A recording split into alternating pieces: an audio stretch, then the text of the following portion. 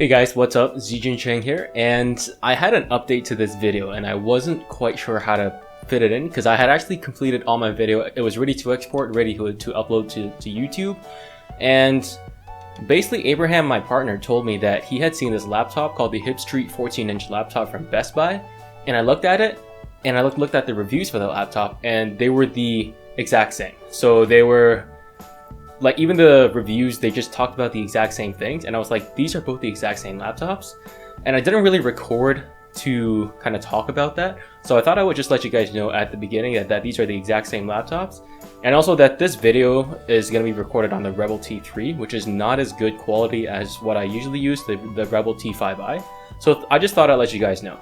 Thanks. Hey guys, Zijun here, and this is the Pipo W9s. If you follow MobileTechAsia at all, you probably heard or read the issues I've had with this laptop. I spent quite a bit of time trying to get it to work, but eventually I did. So I'm going to try to be as unbiased as possible in this review, and honestly, after some deep soul searching and using this laptop, I like it quite a bit. It's powered by a Cherry 12 processor, 4GB RAM, and 64GB of storage. Even then, this laptop is not going to be for everybody, so keep on watching to find out if this is right for you. I'm also going to talk about the issues I encountered as well. So the laptop looks the exact same as the MacBook Air. They copied the signature MacBook Air taper as well. However, it's made of plastic that looks a lot like the MacBook's aluminum and obviously doesn't feel as good. It's a little taller and wider than both the MacBook Air and the MacBook Pro because it has a 14-inch screen, where both MacBooks have a 13-inch screen. It's also around 1.5 kilograms or 3 pounds, but the weight is extremely well distributed, so it feels super light. You get two USB 3 ports, one on each side, a micro USB port, HDMI port, and micro SD card slot as well. The laptop hinge is pretty stiff and can rotate up to like 170 degrees and doesn't feel like it's going to get loose anytime soon. The keyboard is okay, but the keys themselves are made of low quality plastic. The trackpad is actually quite okay, but only when using one finger. Any multi-finger gesture and it's pretty bad. So build quality here is actually not that bad, but some of the material choices like the plastic bezel around the screen really make this laptop look worse than it really is. Other than that, gestures on the trackpad are really the only thing to be desired here.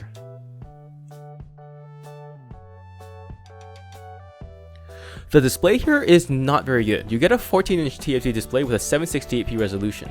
The resolution is really low, like 2010 levels of low. I was expecting the screen to look horrible, but it actually isn't bad at all. Viewing angles are pretty limited because it's a TFT instead of an IPS display. I would say you get around 40 degrees in terms of viewing angles. The screen gets moderately bright, up to around 250 to 300 nits of brightness, which is actually pretty impressive for a TFT display. One upside of having a TFT is that I could use it in full sunlight because the screen doesn't actually reflect sunlight. It just makes the screen look a little yellower, but completely usable. This one doesn't have any sort of special Gorilla Glass on it either. It's surprising that such a low-res TFT display actually looks pretty decent.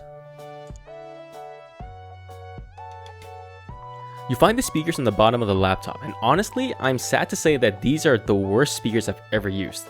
There is zero bass, and when I try to watch a TV show or listen to some news, I can barely hear what people are saying.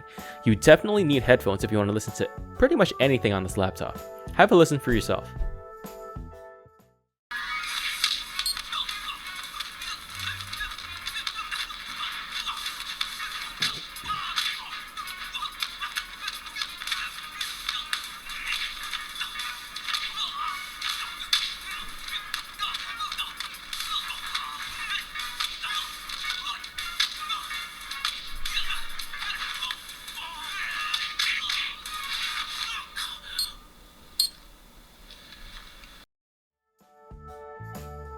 There's a decently big 10,000 mAh battery in here, but keep in mind the Cherry 12 Atom chip is really power hungry and there's a massive 14-inch screen to light up.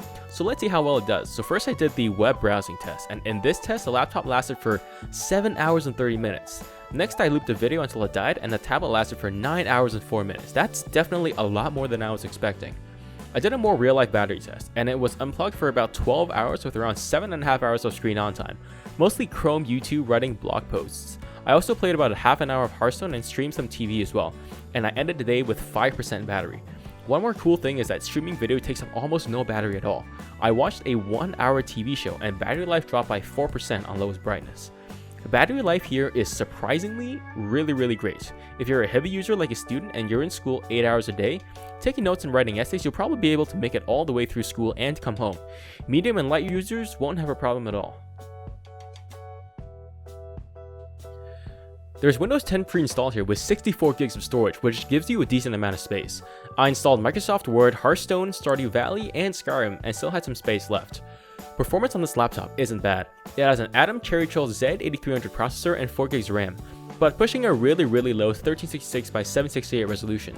I ran a couple of games, Hearthstone, Skyrim, and Stardew Valley, and I had to bump the resolution down for smooth frame rates in general.